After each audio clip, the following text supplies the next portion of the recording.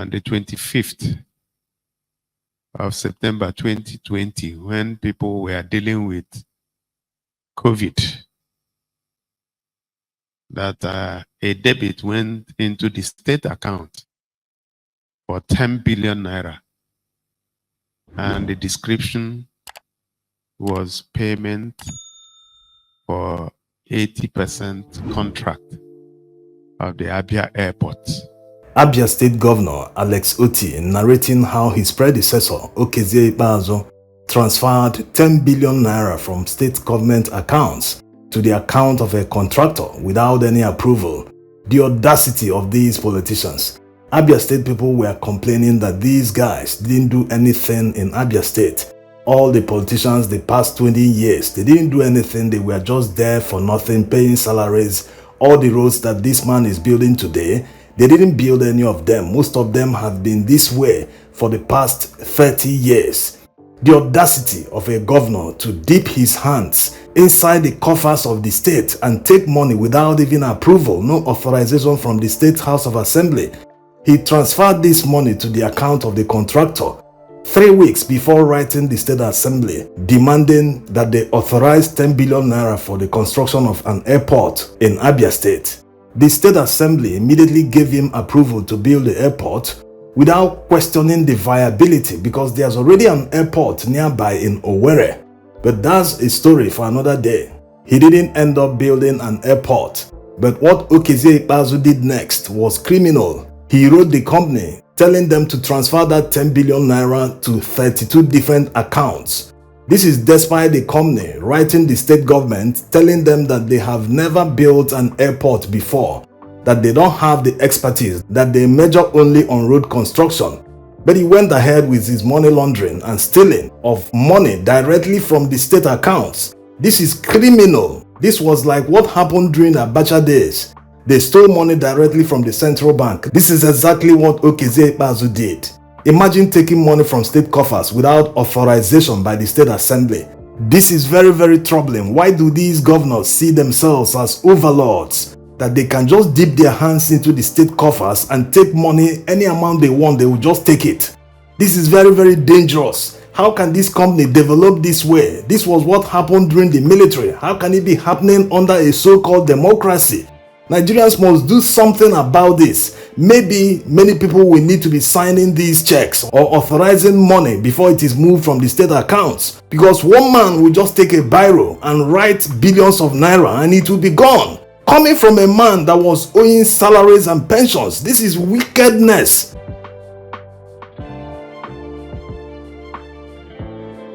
As Governor Otti explained, he's not interested in jailing anyone, but is interested in recovering the money for Abia people. That's the role of the EFCC. They must help Abia people recover their money. They must invite all the thieves who stole the money. They must invite the former governor, let him explain why he abused his office and wired money from state accounts 3 weeks before getting approval for it. This is theft. He completed the action by not using that 10 billion naira to build any airport. Instead, he instructed the contractor to whose account he wired the money to wire them to 32 different accounts. So EFCC must get to the root of the matter and recover all the money stolen from Abia people. Politicians are very wicked. They are very mean and greedy. Many of them are criminals. How can an educated person steal money directly from state coffers? Not even covered in a contract or over-invoicing. They just took that money and it disappeared. This is why most of these governors will do anything to install a successor, because they want the successor to cover their tracks. All the money they stole, all their corruption, the person will overlook all of them. And while doing all this for them, for their predecessors, the current governor will continue stealing his own. And at the end of his tenure, he will install another stooge who will cover his own tracks. The cycle continues. That's why there is no development in Nigeria.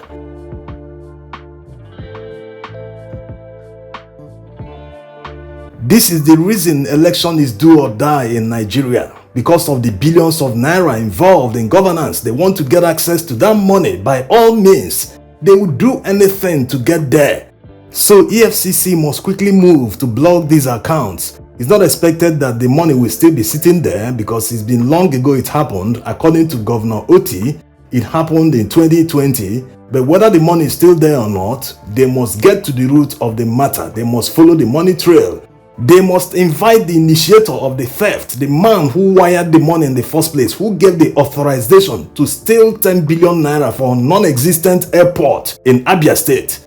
And people are trying to defend this. This is indefensible. Many people don't know what Abian workers went through. They were owed many salary arrears and pensions. Do you know what it means after slaving and putting your 100% working for the government? At the end of the month, you will not be paid your salary. Not just 1 month, it goes on and on to several years. What about pensions? People who put in 35 years or more into service, they are not paid their pensions. The only governor who has done us well since 1991 when I retired. This is the only time I have enjoyed my retirement benefits. I thank you. You've done well. God bless you. All about you, God will bless you. Amen. So these people are heartless. One man will just wake up, use one biro and write away 10 billion naira for himself alone.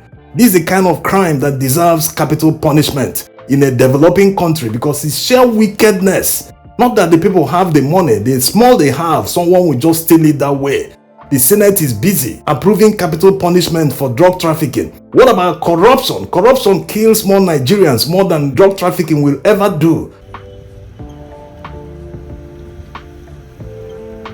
So Nigerians must do something about this. Before someone gets elected to office, the people must have a level of confidence in the person that he will not squander their future away, that he will not steal them into oblivion.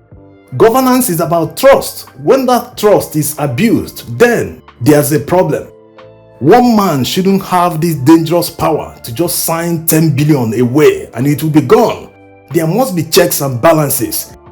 Maybe it's time to reduce the powers of a governor and require more signatures before it can be authorized, because this power is very dangerous when it is abused. And since there are 3 arms of government, isn't it better for 3 people to be required? 3 people must sign before it can be authorized.